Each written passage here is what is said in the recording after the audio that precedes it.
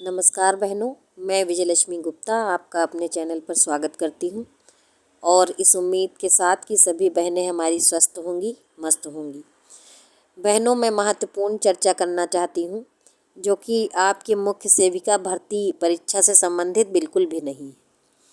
ठीक है, तो मैं ये बातचीत करने आई हूँ कि बहुत सारी हमारी जो बहनें हैं जो परेशान रहती हैं रिज़ल्ट को लेकर के और अपने परीक्षा जो देती हैं या पढ़ाई करती हैं, तो उसमें बहुत सारी कॉम्प्लिकेशन आती हैं। कभी परिवार सपोर्ट नहीं करता है और कभी और भी बहुत सारे रीज़न होते हैं। कभी उनको आर्थिक समस्या रहती है और या हो सकता है उनके पास समय की कमी है, बहुत सारा उनके पास काम है, तो बहुत परेशान रहती हैं।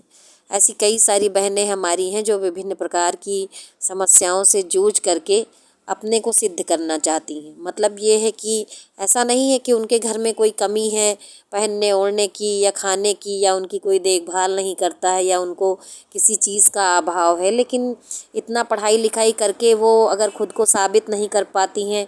मतलब ये बात है आत्मसिद्धि की कि हम क्या हैं, अपनी पहचान बनाने की। तो इसके लिए वो परेशान रहती हैं और ख़ासकर तब परेशान हो जाती हैं जब घर वाले उनकी इस मानसिकता को नहीं समझ पाते हैं और वो बोलते हैं कि तुम्हें कमी क्या है। तो कमी यही होती है कि वो सिद्ध करना चाहती हैं कि हम भी योग्य हैं, हम भी योगदान दे सकते हैं आपका परिवार चलाने में, या हम अपनी परिवार की स्थिति को मजबूत करने में कुछ योगदान करना चाहते हैं। और जो उन्होंने पढ़ाई लिखाई की है तो उसके माध्यम से अगर वो कुछ पाना चाहती हैं तो वो गलत नहीं है। अच्छा, इन सब के बीच जैसे कि हमारे उत्तर प्रदेश में जो भी भर्ती आती है, अगर उसका एग्ज़ाम हो भी जाता है तो परिणाम नहीं आता है समय से, या परिणाम आ जाता है तो ज्वाइनिंग समय से नहीं होती है। तो ये भी उनके तनाव का और डिप्रेशन का एक कारण बनता है। तो हम अपनी सभी बहनों से ये कहना चाहते हैं कि देखिए, ये सब क्या है कि पार्ट ऑफ लाइफ है और इसको ऐसे समझिए कि आप जान ही रही हैं कि उत्तर प्रदेश में कोई भी भर्ती होती है तो उसमें बहुत सारे स्टेप के साथ साथ में कोर्ट कचहरी वाला भी स्टेप आता है। तो ऐसा नहीं है कि हमारे अधिकारी या नेता मंत्री भर्ती को फंसाना चाह रहे हैं, कहीं ना कहीं पर इसका कारण हम ही लोग होते हैं। उसमें वो वाले लोग होते हैं जो नासमझी में, जिनको ये लगता है कि बस ये है कि नहीं हम पा पाएंगे तो चलो हम इसको कोर्ट में फंसा देते हैं। यानी कि जो ईर्ष्या की भावना होती है कि हमको ना मिले तो किसी को ना मिले, इस चक्कर में वो कर कुछ नहीं पाते हैं। बस ये है कि भर्ती जहाँ आज होनी है तो साल 2 साल वो कोर्ट कचहरी का चक्कर लगा करके होती है या कोर्ट के अधीन होती है। हालांकि वो जो स्वार्थ सिद्ध करना चाहते हैं वो हो नहीं पाता है। भर्ती तो होगी ही, अगर लीगल है तो वो तो होगी, उनके रोकने से वो रुकने वाली नहीं है। बस ये है कि थोड़ा समय ज़्यादा लग जाता है। लेकिन ये जब ज़्यादा समय लगता है तो हमारी जो भी बहनें हैं या भाई भी हैं ऐसे जो बहुत सी तैयारी करते हैं, तो क्या होता है कि जब इस तरह की समस्याएं बार बार आती हैं और उत्तर प्रदेश के अंदर ये समस्या ज़्यादा है कोर्ट कचहरी वाली, तो इसको लेके बहुत तनाव में हो जाते हैं। तो पहली बात तो हम लोगों को समझदारी दिखानी चाहिए कि जितने पद हैं मिलेगी उतने ही लोगों को। और ये भी एक फैक्ट है कि जो उसमें हाई मेरिट होगा पहले उसी को मिलेगी। ऐसा तो नहीं होगा ना कि किसी हाई मेरिट वाले को छोड़ के लो मेरिट वाले को दे दी जाए। तो ये वही है कि छीनने झपटने वाली बातें हैं। लेकिन ये भी वो लोग इतना दिमाग नहीं लगाते हैं जो लोग कोर्ट कचहरी चले जाते हैं कि छीनने झपटने से क्या होगा। भाई, तुम्हारा एक यही रहता है कि हमको ना मिले तो कोई भी ना पाए। तो ऐसा थोड़ी ना होगा कि मेढक के टर्राने से बारिश रुक जाए, नहीं रुकेगी बारिश। मेढक टर्राते रहें तो रोज बारिश को होना होगा तो हो ही जाएगी। देखो, थोड़ी सी समझदारी दिखाने की बात है। आपस में झगड़ते रहने से या ज़बरदस्ती हारता हारता खेलने से या ज़बरदस्ती किसी चीज़ में खुद को ये मान लेना कि नहीं हम जो कह रहे हैं वही सही है, तो ये सब गलत है। ये सब इसी से भर्तियां फंसती हैं। और जो लोग आत्मसिद्धि करने निकले हैं या कुछ साबित करना चाहते हैं या योग्य हैं या आगे बढ़ना चाहते हैं, तो वो कहीं ना कहीं पर आप लोग उनके मार्ग में बाधा उत्पन्न करते हैं।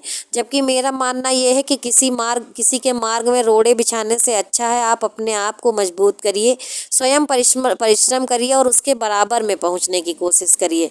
क्योंकि सारा समय तो आपका दूसरे के मार्ग में रोड़े अटकाने में लग जाता है तो आप अपने ऊपर काम नहीं कर पाते हैं। अच्छा, ये तो एक अलग बात रही। लेकिन एक बात मैं कहना चाह रही हूँ जिसका कारण मैं अभी नहीं बताऊंगी, लेकिन आप इसको सुनिए, ध्यान से सुनिए। देखिए, चाहे कोई भर्ती हो या आपकी ही भर्ती क्यों ना हो, मुख्य सेविका भर्ती, अगर इस भर्ती में कोई भी नकारात्मक कार्य होता है तो कोई भी बहन हमारी पैनिक नहीं होगी, समझ रहे हो, इतना परेशान नहीं होगी, इतना तनाव नहीं लेगी। देखिए, उसको इस तरह से सोचना है कि अगर कुछ भी नकारात्मक हो रहा है तो ऐसा नहीं है कि किसी समस्या का कोई समाधान नहीं है, ठीक है। अगर कोई समस्या आने वाले समय में आएगी तो उसका समाधान भी होगा। तो अपने आप को सकारात्मक बना करके रखिए। पढ़ाई लिखाई कर रही हैं, किसी और भर्ती परीक्षा की तैयारी कर रही हैं, बहुत अच्छी बात है। नहीं कर रही हैं तो अपने को बिजी रखिए ज़्यादा से ज़्यादा, इधर उधर फालतू के मुद्दे में मत पड़िए, परिवार को समय दीजिए, खुद खुश रहिए और अपनी फैमिली को भी खुश रखिए। और कोई भी नकारात्मक फेज़ अगर आता है तो उसको झेलने का भी हर संभव प्रयास करिए। और आप लोग चूँकि महिलाएं हैं, आप लोगों में बर्दाश्त करने की क्षमता भी बहुत ज़्यादा होती है। तो अगर कोई भी नकारात्मक खबर आपको मिले तो बिल्कुल एकदम से परेशान नहीं होना है, ठीक है। और उम्मीद बना के रखिए, जल्द से जल्द कुछ अच्छा होगा, ये हम लोगों की उम्मीद है। लेकिन कुछ अच्छा होगा इस उम्मीद में अगर अचानक से कोई बुरी खबर भी आ जाए तो आप लोगों को पैनिक नहीं होना है, ठीक है। तो सब लोग अपने आप को खूब संभाल के रखिए और संगठन बना करके रखिए, क्योंकि इस भर्ती को आगे बढ़ाने के लिए और क्या कहते हैं पूरी कराने के लिए संगठित रहना बहुत ज़रूरी है, एक रहना बहुत ज़रूरी है। और सब लोग एक ही मंच पे आकर के जुड़िए। और बाकी ये है कि क्या कह सकते हैं, आप लोग ना खुद का ख्याल रखिए। इतनी ही बातें कहनी थी, ये बातें मैं क्यों कह रही हूँ जल्द आपको पता चल जाएगा। और लाइक करिए, सब्सक्राइब करिए, और भी जो बहनें हैं उन तक ये वीडियो पहुंचा दीजिए। ये वीडियो बनाने का जो भी कारण है वो आपको कल पता चल जाएगा। हालांकि मेरे द्वारा नहीं पता चलेगा, दूसरे के द्वारा पता चलेगा, लेकिन कल पता चल जाएगा। धन्यवाद।